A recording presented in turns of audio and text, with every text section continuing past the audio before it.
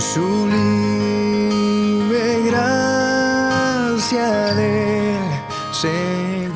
Seguimos con los estudios de premembresía o doctrina, como ustedes quieran.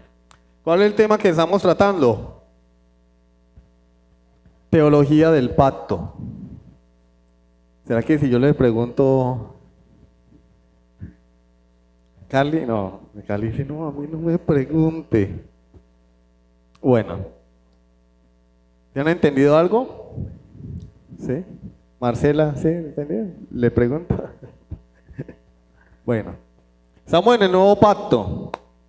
Ya llegamos, ya atravesamos la línea del tiempo desde la eternidad hasta la llegada de Jesús, que es el cumplimiento de la promesa, pasando por todos los pactos que nos revelaban progresivamente a Cristo.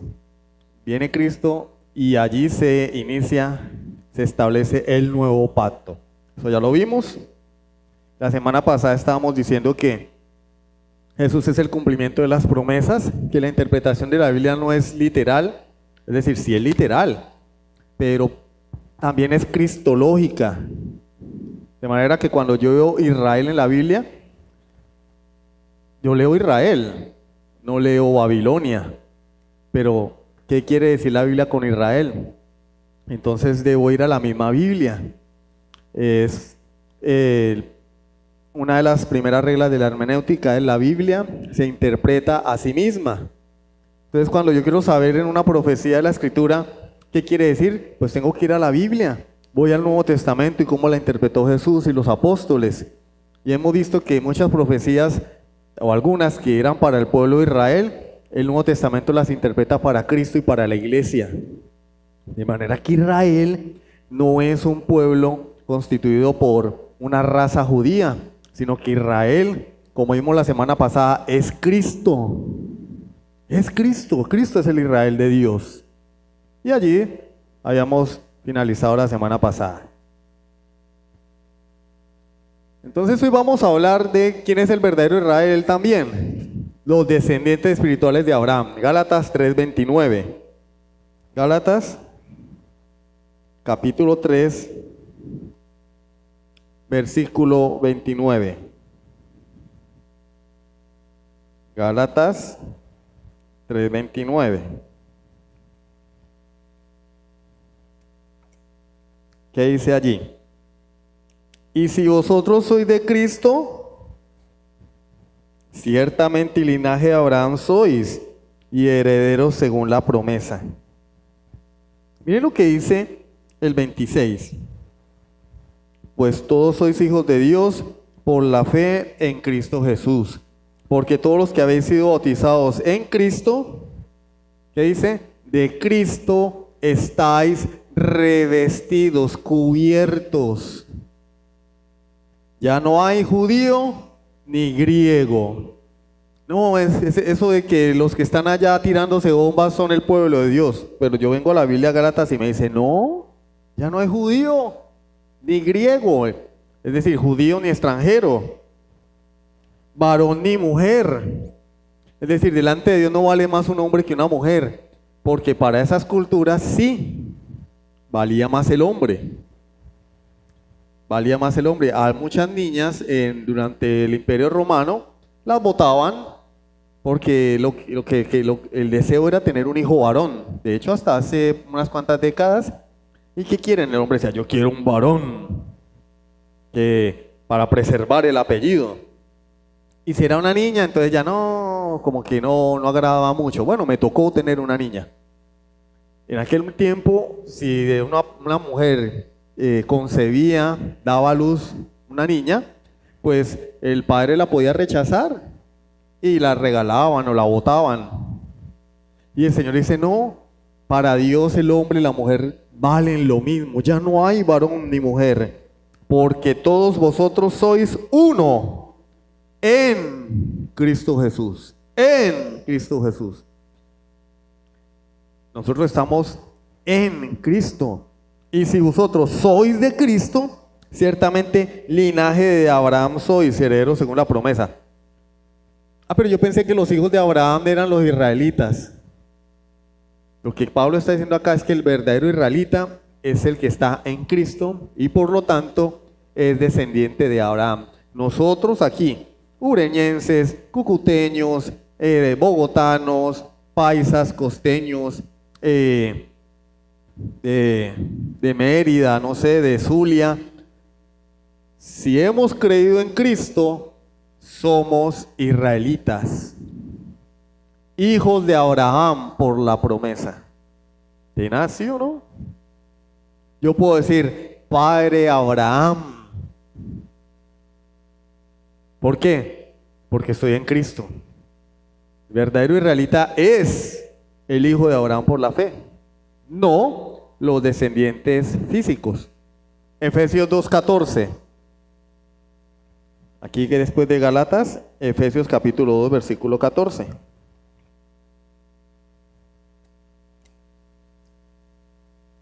Porque Él es nuestra paz, que de ambos pueblos hizo uno, derribando la pared intermedia de separación. ¿Qué dice la Biblia? Cristo es nuestra paz. Mira, vamos a leerlo desde el 11. Por tanto, acordaos de que en otro tiempo, en el antiguo pacto, vosotros los gentiles en cuanto a la carne, eran llamados incircuncisión. ¿Qué era la circuncisión? Una señal, la señal del pacto. El que era del pueblo de Dios se circuncidaba y eso era una señal de que estaba dentro del pueblo de Dios. Y los gentiles eran llamados incircuncisos, es decir, que no eran del pacto. Es decir, ellos no tenían nada que ver con Dios. Era llamado sin circuncisión por la llamada circuncisión hecha con mano en la carne. Claro, pues no eran circuncidados, no eran judíos. En aquel tiempo estabais como sin Cristo en el antiguo pacto, alejados de la ciudadanía de Israel, no éramos pueblo de Dios y ajenos a los pactos de la promesa. No teníamos nada que ver ni con el pacto abrámico, ni con el pacto mosaico, ni con el pacto davídico, nada que ver, porque no éramos parte del pueblo de Dios. Esos pactos eran pactos nacionales. Pacto con Abraham y su descendencia, pacto con Moisés y el pueblo de Israel, pacto con David y el pueblo de Judá. Nosotros no tenemos nada que ver allí. Sin esperanza y sin Dios en el mundo, no estar dentro del pacto es no tener esperanza y no tener a Dios. Pero ahora, en Cristo Jesús, en el nuevo pacto, vosotros que en otro tiempo estabais como lejos, habéis sido hechos cercanos. ¿Cómo? Por la sangre de Cristo, que es la sangre del nuevo pacto. Ahora el nuevo pacto arropa, cobija a todo el mundo sin distinción. Porque Él es nuestra paz, que de ambos pueblos, ¿cuál es el contexto? Está hablando de judíos y de gentiles, ¿sí o no? De la circuncisión y la incircuncisión, ¿sí o no? De ambos pueblos hizo uno, derribando la pared intermedia de separación. Versículo 18. Porque por medio de él, los unos y los otros tenemos entrada por un mismo espíritu al Padre. No, los judíos ahorita van a construir el templo otra vez y van a matar animalitos y van a otra vez a los sacrificios. No, querido hermano dispensacionalista, Pablo a los Efesios dice, tenemos entrada por un mismo espíritu al Padre. Cristo derribó la pared intermedia. Ya no hay judío ni gentil, ya no hay esa distinción para Dios. Ahora todos son hijos de Dios por la fe en Jesucristo, herederos de las promesas. Somos un mismo pueblo. Dios cuando ve a su iglesia no dice, bueno, este es cucuteño, este es rolo, este es costeño. Este es israelita, este sí es hijo mío. tú eres venezolano, no, tú eres de segunda categoría, sí, tú eres de, no, este sí, judío, no. Tenemos entrada al Padre por un mismo Espíritu, el Espíritu Santo que nos es dado cuando nos arrepentimos, porque el sistema dispensacionalista contempla una salvación sin Cristo. ¿Cuál salvación? Sí, pues cuando venga el anticristo supuestamente y la iglesia ya no esté acá, entonces van a levantar el templo y van a volver a los sacrificios. ¿Cómo la ves? Y repito lo que dije la semana pasada. Y la carta a los hebreos, ¿qué hacemos con la carta a los hebreos? Un mejor pacto, un mejor mediador, un mejor sacerdocio. ¿Dónde queda eso? Si la Biblia nos comprueba que todo eso, como se dice coloquialmente, está mandado a recoger, porque era sombra. Era la sombra. Y entonces las iglesias modernas donde dicen, no, vamos a volver a la sombra. ¿Cómo así? Pero si ya tengo a Cristo, ¿cómo voy a volver a los tipos, al templo, al sacerdocio levítico, a sacrificar un animal si yo ya tengo al Cordero de Dios que quita el pecado del mundo? ¿Tú me estás diciendo que tengo que ir a matar un animal cuando yo ya tengo a Cristo? ¿Que tengo que derramar en un propiciatorio la sangre de un animal cuando Cristo ya derramó su sangre en la cruz? Y que no la derramó sobre un propiciatorio de oro, sino que la llevó a la presencia de Dios. Y tú me estás diciendo que yo tengo que el mundo se va a amparar otra vez en los animales. Eso no tiene ningún sentido. Es una ofensa a la obra de Cristo. Jesucristo es el verdadero tabernáculo de Dios. Dios siempre ha querido hacer una morada en medio de su pueblo. Chaqueta morada. Una morada. En el huerto del Edén, Adán y Eva estaban solos en el Edén. ¿Sí o no? ¿Estaban solos? Pero estaba Dios allí. Ese era el tabernáculo de Dios, el huerto del Edén. Él habitaba allí con Adán y con Eva. Hablaba con Adán cara a cara. No me pregunten cómo era Dios que veía a Adán, porque es que la Biblia no lo dice. Yo no me voy a poner a inventar. No, seguramente Adán veía. No. Le veía las barbas. No. Pero la Biblia dice que el Señor se movía por el huerto del Edén. Cuando Adán pecó, el Señor salió a buscarlo. Adán, ¿dónde estás? O sea, porque no había pecado que privara al hombre de la presencia de Dios. Dios moraba allí en el huerto del Edén. ¿Qué pasó con Adán? Pecó. Entonces Dios expulsó al hombre del huerto. Romanos 3:23, por cuanto todos pecaron están ¿qué? Destituidos de la gloria de Dios.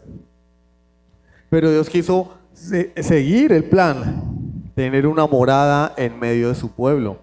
Y después cuando llama a Israel, lo saca de Egipto, ¿qué pasa? Un tabernáculo, donde Dios habitara en medio, como hemos visto los miércoles, con su pueblo. ¿Allí donde? En el arca del pacto, en el lugar santísimo, en el tabernáculo de reunión. Posteriormente Salomón construye el templo y allí mora Dios en el lugar santísimo. Dios en medio de su pueblo. En el tabernáculo, cuando Israel tenía que irse, ¿qué hacían? Desarmaban la carpita y se echaban el arca al hombro con unos tubos de oro que atravesaban las argollas que el arca tenía en sus extremos y se iban caminando para donde Dios los enviaba. Pero Dios iba con ellos allí, en el arca. Después de la presencia de Dios mora en Jerusalén, en el templo. Y los israelitas tenían que venir de todos los puntos cardinales. ¿A qué? A visitar el templo, a celebrar las fiestas, a ofrecer sacrificios, porque allí era donde moraba Dios. Vamos a Isaías 7:14. ¿Qué ocurre en el nuevo pacto? Isaías 7:14.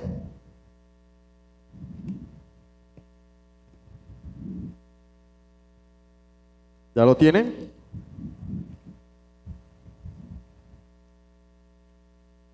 Isaías 7:14. Por tanto, el Señor mismo os dará señal. He aquí que la Virgen concebirá y dará a luz un hijo y llamará su nombre Emmanuel. Venga, ¿quién es Emmanuel? Entonces Emmanuel era un hijo que Isaías iba a tener, ¿cierto? ¿Sí? Sí, literalmente era un hijo que él iba a tener. Y la Virgen de la que habla la profecía era la esposa de Isaías, un nombre que se le dio allí a la esposa de Isaías. Pero esa realidad presente de la vida de Isaías apuntaba a un suceso futuro. Es decir, los profetas no solamente tenían que profetizar con sus palabras, sino en ocasiones tenían que profetizar con sus vidas. Miremos a Oseas, por ejemplo, Dios le ordena que se case con una mujer prostituta. ¿Con qué propósito? Con el propósito de que la vida de Oseas sea una parábola viviente de la relación de Dios con el pueblo de Israel. Dios allí está diciendo, Israel se ha comportado como una prostituta, pero lo ejemplificó en la vida de Oseas. Y en la vida de Isaías Dios ejemplifica el nacimiento del Redentor y le dice, vas a tener un hijo y llamará su nombre Emmanuel. Eso lo dicen la mayoría de comentaristas. Pero cuando vamos al Nuevo Testamento, vamos a Mateo 1:23. Mateo capítulo 1, versículo 23. Y Isaías llamó allí a la Virgen, a su esposa. Y en Mateo 1:23 se nos dice, citando Mateo la profecía de Isaías, aplicándola ¿a quién? A María, la mujer de José. He aquí una virgen concebirá y dará a luz un hijo, y llamará su nombre Emmanuel. Pero añade algo, dice de lo que dice Isaías, que traducido es Dios con nosotros. ¿Qué significa Emmanuel? Él dice, Emmanuel es Dios con nosotros, de manera que Isaías estaba profetizando con su vida lo que iba a suceder cientos de años después cuando el Redentor del mundo viniera. Ahora Dios ya no habita en un templo hecho de manos de hombres, ahora Dios no habita en un tabernáculo, ahora Dios habita es en una persona, el eterno Hijo de Dios. Juan 1:14, se lo saben de memoria, ¿cierto? Juan 1:14. Y el Verbo se hizo carne y habitó entre nosotros y vimos su gloria, gloria como el unigénito del Padre, lleno de gracia y verdad. Pero en la primera línea dice el Verbo con mayúscula, y pues si nos vamos al versículo 1 ya entendemos que el Verbo es el Hijo, el eterno Hijo de Dios. El Verbo se hizo carne, se encarnó, tomó la forma humana, como en Filipenses capítulo 2, y habitó entre nosotros. Pero la palabra que aparece allí en habitó es la palabra griega eskenoo. Eskenoo, que literalmente significa, y hay algunas versiones que ya lo traducen de forma literal, tabernaculizó. O sea, está diciendo que Él vino a morar en nosotros, en medio de nosotros, así como Dios moraba en medio del pueblo de Israel en un tabernáculo. Cristo es el tabernáculo definitivo de Dios. Porque como dice la misma Biblia, en Él habita, en la carta a los Colosenses, corporalmente toda la plenitud de la deidad. En Cristo habita toda. No habita. Pero es que la Biblia dice que Él se despojó. Cuando dice que Él se despojó fue que Él no hizo uso de sus prerrogativas divinas, pero Él siguió siendo Dios. Él siguió siendo Dios. Él nunca dejó de ser Dios. Él se limitó a Él mismo a vivir como un ser humano, pero Él no dejó de ser Dios. En Él habita corporalmente toda la plenitud de la deidad. El que estuvo aquí en la tierra no fue un simple hombre, fue Dios hecho hombre. tabernaculizó. Cristo es el tabernáculo del Dios viviente. Ezequiel 37. Bueno, ustedes han leído Ezequiel 37, hace un par de meses lo terminamos en el devocional diario. Los que lo están haciendo recordarán y los que no, pues bailas. Tienen que leerlo. Ezequiel 37 nos habla de una profecía llamada el Valle de los Huesos Secos, ¿cierto? Ese es el 37. Bueno, no, yo quiero hablar de las aguas salutíferas, ¿sí? Creo que está allí también.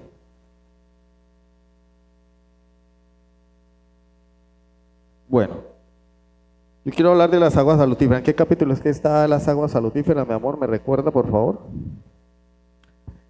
Allí se nos habla de un templo. Hay un templo y dice el profeta Ezequiel que del templo salía que un río y que al comienzo él caminaba y las aguas le llegaban hasta los tobillos, luego se iba adentrando, no sé decir entrando, se iba adentrando en el río, le llegaba hasta las rodillas, luego ya le llegaba hasta sus lomos y ya era imposible moverse en el río. Y venimos a Juan capítulo 7, versículos 38, hermana Oralba. 47. Mire, estaba más perdido que el hijo de Limber, más perdido que Adán el día de las madres.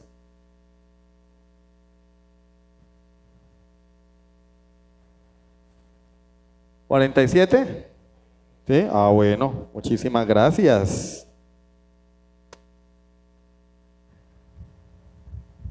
Dice la palabra del Señor que era ya imposible, el agua le llegaba hasta los lomos, ya no se podía mover. Versículo 9, y toda alma viviente que nadare por donde quiera que entrare en estos dos ríos, vivirá y habrá muchísimos peces por haber entrado allá a estas aguas, y recibirán sanidad, y vivirá todo lo que entrare en este río. Está hablando de qué? De la obra del Espíritu Santo. El templo de Jesucristo. De Él es que recibimos nosotros la salvación por medio del Espíritu Santo. Versículo 12.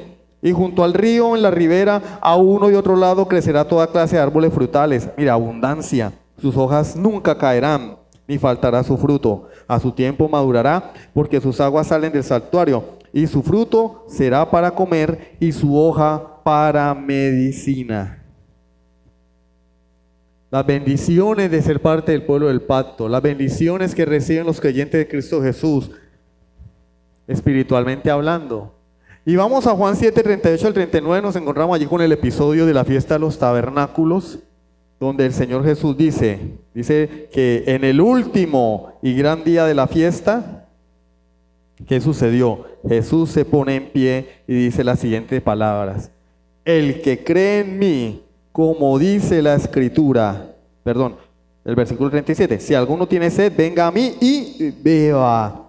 El que cree en mí, como dice la Escritura, de su interior correrán, ¿qué? Ríos de agua viva. Esto dijo del Espíritu que habían de recibir los que creyesen en Él, pues aún no había venido el Espíritu Santo, porque Jesús no había sido aún glorificado. Los ríos de agua viva son el Espíritu Santo, que viene de Jesucristo. Jesucristo es el templo del cual salió este río que Ezequiel vio en la visión. Jesucristo es el tabernáculo del Dios viviente. Como hemos dicho, Jesucristo es el cumplimiento de las profecías del Antiguo Testamento. Génesis capítulo 12, versículo 3, ¿qué fue lo que le prometió Dios a Abraham? De esto hablamos un poquito la semana pasada. Génesis 12, 3. Bendeciré a los que te bendijeren y a los que te maldijeren maldeciré, y serán benditas en ti todas las familias de la tierra. Pero cuando vamos a Gálatas capítulo 3, versículos 13 y 14, el Nuevo Testamento nos lo interpreta. Gálatas capítulo 3, versículos 13 y 14. Cristo nos redimió de la maldición de la ley, hecho por nosotros maldición, porque está escrito, maldito todo el que es colgado en un madero, para que en Cristo Jesús la bendición de Abraham alcanzase a los gentiles, a fin de que por la fe recibiésemos la promesa del Espíritu. Entonces, ¿qué es lo que le prometió Dios a Abraham en Génesis 12? Que de él vendría aquel que sería la bendición para todos los pueblos de la tierra. En ti serán benditas toda la nación de la tierra. ¿Cómo iba a hacer eso? De su descendiente, Jesucristo. Segunda a los Corintios 5:21. ¿Cómo iba a hacer eso el heredero de Abraham? La simiente de Abraham. Segunda a los Corintios 5:21. Al que no conoció pecado, por nosotros Dios lo hizo pecado, para que nosotros fuésemos hechos justicia de Dios en él. Y el apóstol Pablo en la carta a los romanos nos dice que Abraham fue justificado ¿cómo? Por la fe en Cristo. Esa es la manera en la que todo ser viviente es bendito. Esa es la manera en la que todo ser viviente es hecho linaje de Abraham por la fe. Cuando Cristo en la cruz del Calvario llevó mis pecados y yo recibo su santidad, recibo su justicia. Una doble imputación. A él le es imputada mi cochinada, mi mugre, mi pecado. Y a mí me es imputada su justicia. Yo no he hecho nada para recibir de Dios el perdón, pero Cristo sí lo hizo. Él me imputa su justicia. Ahora Dios me ve y me puede perdonar, porque ve lo que Cristo hizo. Ve la vida de Cristo. Yo vengo arrepentido delante de Dios y Él no ve el hombre que peca, que ama el pecado, que ama el mundo, que ama el adulterio, que ama la mentira, que ama lo que no es de Él, que codicia, que no adora a Dios, que tiene ídolos. No, Él ve a Jesucristo. Y expide un acta que dice, justificado por la fe. Pero en la cruz, cuando Él vio a Jesucristo, Él no vio al hombre santo que no pecó jamás. No, ve toda la maldad mía y descarga su ira contra Él, ira que merecía yo. Y así como Abraham fue justificado por la fe, ahora yo también soy justificado por la fe, pero no en virtud de mis méritos, en virtud de los méritos de Cristo. Él sufrió lo que yo debería haber sufrido. Pagó en mi lugar. Y esas palabras tienen un gran significado. Pagó en mi lugar. Hebreos 9:15. Hebreos capítulo 9, versículo 15. Ya sea al final del Nuevo Testamento. Hebreos 9:15. Así que, oído, dispensacionalistas, así que por eso es mediador de un nuevo pacto, para que interviniendo muerte para la remisión de las transgresiones que había bajo el primer pacto, los llamados reciban la promesa de la herencia eterna. Pero ¿qué dice el versículo 13? Vamos al versículo 13. Porque si la sangre de los toros y de los machos cabríos y las cenizas de la becerra rociadas a los inmundos santifican para la purificación de la carne, ¿sí? Era una santificación temporal, era un cubrir el pecado, tapar el pecado, pero no borrar el pecado. Cuanto más la sangre de Cristo, el cual mediante el Espíritu eterno se ofreció a mismo sin mancha a Dios, limpiará vuestras conciencias de obras muertas para que sirváis al Dios vivo. La obra de Cristo es interna. No es como estos sacrificios que solo cubrían el pecado, pero la conciencia del pueblo que seguía contaminada. La obra de Él es interna. Es un mejor pacto, es superior. Él es el cumplimiento. Todos esos animalitos apuntaban a Cristo.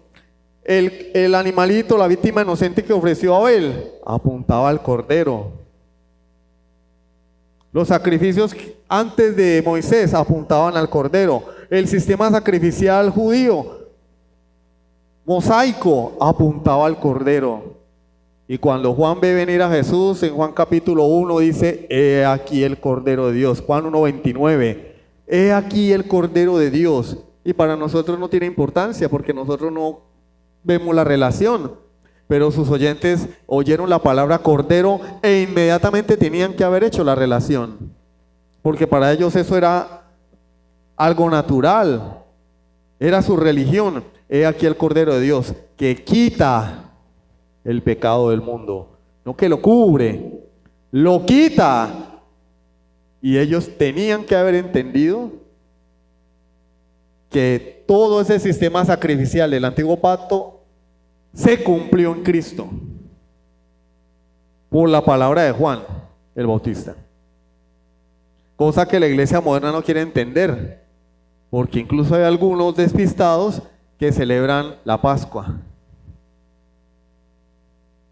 Eso sí, no matan animales, hacen un animal ahí de icopor y simulan que están haciendo un sacrificio. Y yo digo, bueno, pero si quieren ser coherentes con la Biblia, deberían matar un animal de verdad, ¿sí o no? O sea, ¿vamos a guardar la palabra al pie de la letra o mejor no la guardamos?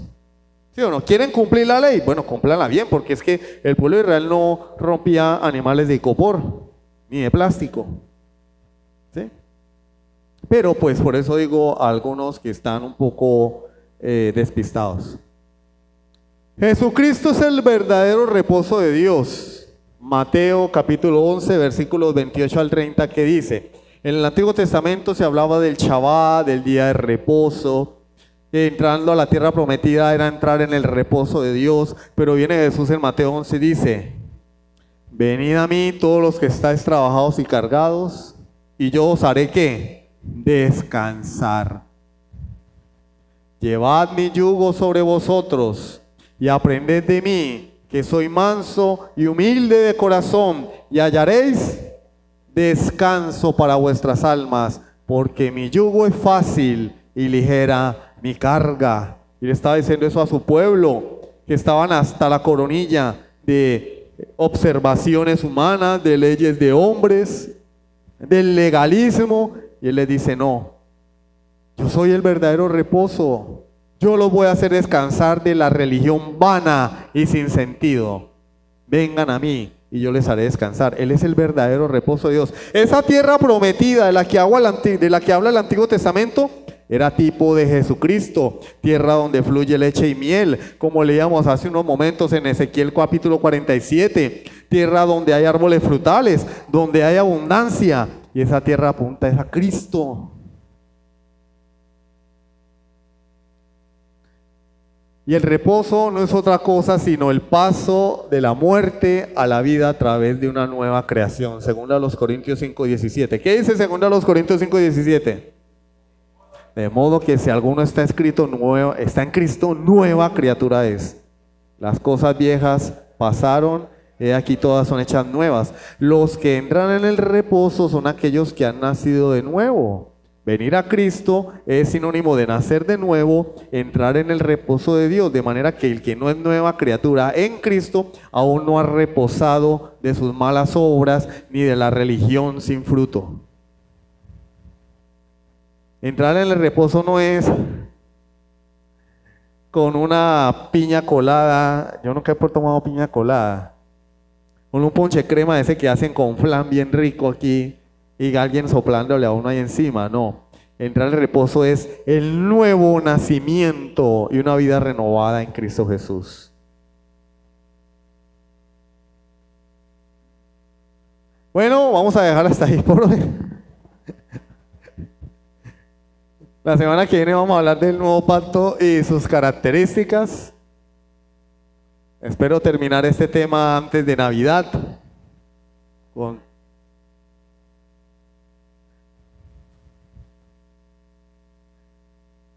Vamos a hacer una tarea. Tarea. tarea.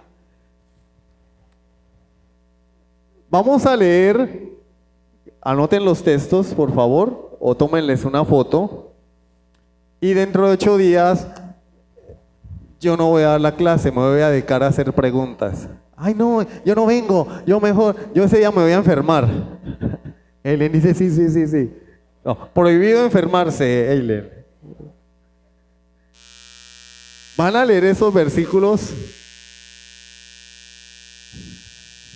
La próxima semana es Cena del Señor, no va a haber clase. Pero dentro de 15 días sí va a haber clase. Dentro de 15 días sí. Entonces, así dedocráticamente voy a señalar los textos. Vamos a leer pues, los 2 pasajes más significativos en cuanto al nuevo pacto son Jeremías 31 y Ezequiel 36. Nos dan elementos del nuevo pacto o nos dan características del nuevo pacto. ¿Cuál es la tarea de ustedes? Leer los 2 pasajes y extraer de allí características que está muy fácil. Mire, en Ezequiel 36, 26, que apunta a Juan 3:3, hay una. En Ezequiel 36, 27 hay otra. En Jeremías 31, 33, que apunta primero a los Corintios 12, de 12 al 13, hay otra, y así sucesivamente. Y entonces vamos de una vez aquí dedocráticamente a decir quién va a mencionar cada característica. Ahí está facilito. Fácil, ahí están. Ahí están desglosaditas. ¿Sí? Entonces, para que no oigan nada, mi esposa nos va a mencionar la primera, Ezequiel 36, 26 y Juan 3:3. Keila nos va a mencionar la segunda, Ezequiel 36, 27. ¿Cómo? De hoy en 15. Bueno, Miguel Ángel no tiene clase con los niños. Ezequiel 36, 27. Armando, Jeremías 31, 33 y primera los Corintios 12, del 12 al 13. Jeremías 31, 33. Saribet, Jeremías, ¿también tiene clase? Jeremías 31, 34. Y ahora vamos para este lado porque pues, no queremos que se pongan tristes. Marcela, Ezequiel 36, 25 y Jeremías 31, 34b, la parte B del versículo, la última parte. Eileen, mentira. Este es más largo y se lo vamos a dejar a Carlimar. Ezequiel 36, 24, Juan 10, 16, Jeremías 32, 41, Juan 14, 2 y Apocalipsis 22, 5. Eso es, o sea, está más fácil porque tiene más versículos donde está la característica, o sea, no está más difícil.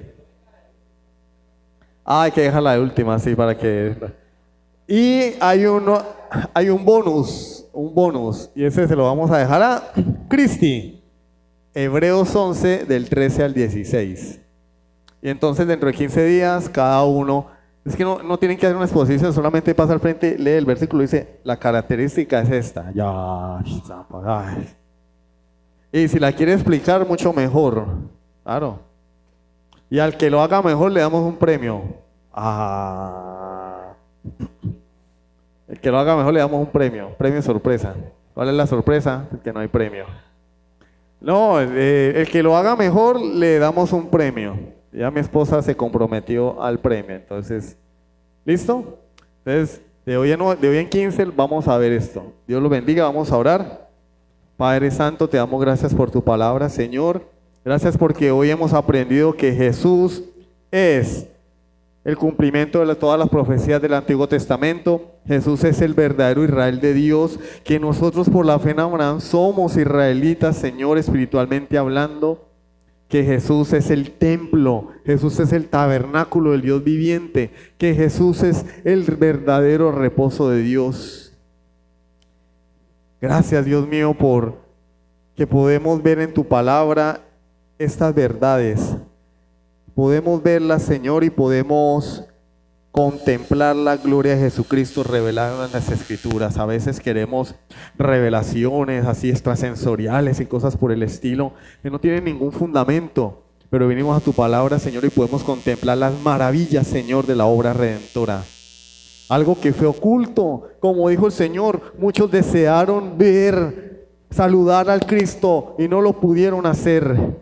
Bienaventurados vosotros porque veis lo que veis y oís lo que oís. Y nosotros podemos ver a Cristo en las Escrituras. Podemos ver a Cristo no solo en el Nuevo Testamento, sino también en el Antiguo, Señor. Y que esto, Señor, impulse nuestras vidas cada día a vivir en santidad, amado Rey. Te lo pedimos en el nombre de Jesucristo. Amén. Sublime gracia del Señor.